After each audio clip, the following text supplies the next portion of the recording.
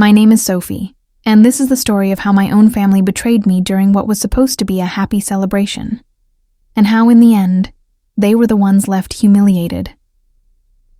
It started with a phone call from my mom. She sounded unusually cheerful when she said, "Sophie, we're celebrating our anniversary this Friday. Big dinner, all of us together. Dress nicely, okay?" I was stunned. My family rarely included me in big events anymore. Over the years, I'd learned to expect being left out, forgotten birthdays, skipped invitations, inside jokes I wasn't a part of. So when my mom actually asked me to come, I thought maybe things were finally changing. I wanted to believe that. I spent hours picking the right outfit. A navy blue dress, simple but elegant. I curled my hair, put on makeup, even wore the necklace Dad gave me years ago. For once, I wanted to show up and feel like I belonged. When I arrived at the restaurant, I saw them all waiting near the entrance. My parents, my older brother Daniel and his wife, my younger sister Claire and her boyfriend, even my aunt and uncle. Everyone looked so polished, like they belonged on the cover of a magazine. "Hi, everyone," I said with a smile. "You all look amazing tonight." Daniel smirked. "Wow, Sophie actually showed up on time. That's a first." His wife chuckled beside him. I laughed it off, but inside, it stung. The hostess approached. "Table for 8? My mom nodded. "Yes, anniversary party." We followed her into the dining room. The place was stunning. Chandeliers, velvet chairs, soft music in the background. She led us to a long, elegant table set for 8. I reached for a chair, but before I could sit, Mom touched my arm. Her smile stayed frozen, but her words cut deep. "Sophie, sweetheart, this table is for family. Could you sit over there instead?" She pointed to a tiny table against the wall, half hidden behind a column. I blinked. "But I am family." Her eyes hardened. "Please don't make a scene. Just sit there." Everyone else sat down without hesitation. No one argued. Not Dad, not Claire, not Daniel. My face burned as I walked to the lonely little table. It felt like the entire restaurant was watching. From where I sat, I could see them all laughing, talking, enjoying themselves. Their voices carried across the room while I sat in silence. When the waiter came, they ordered appetizers, lobster, oysters, caviar, bottles of wine that cost more than my entire paycheck. I heard Claire giggle, bragging about how she deserved the best. The waiter finally turned to me. "And for you, miss?" Before I could answer, Mom called out, "Just get her something. Simple. Pasta will be fine." My throat tightened, but I nodded. "Pasta's fine." When the food arrived, their plates looked like art.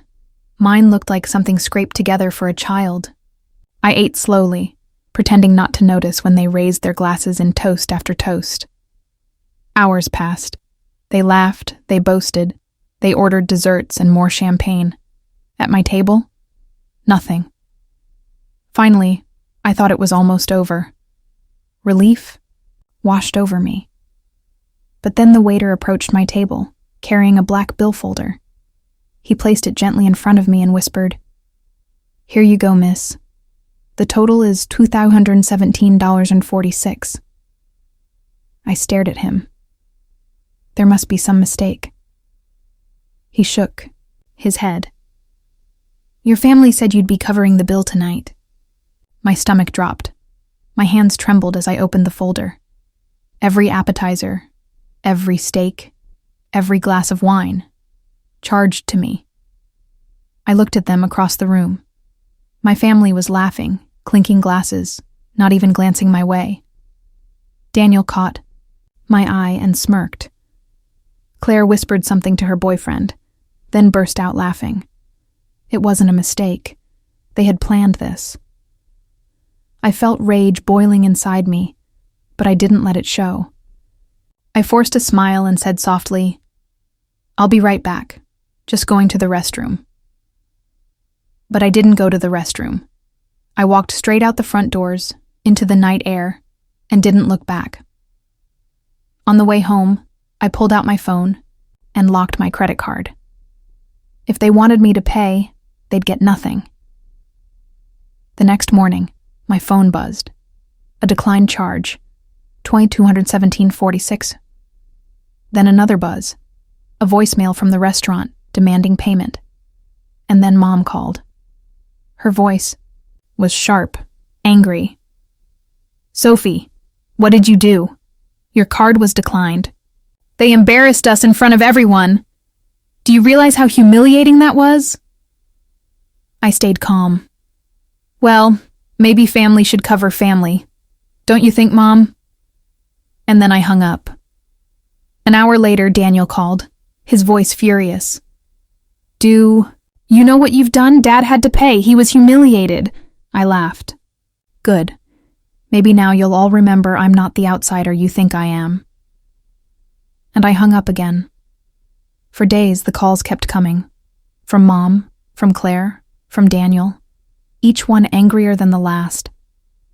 They called me selfish, irresponsible, heartless. But here's the truth. They tried to use me. They tried to humiliate me. They wanted me to disappear quietly.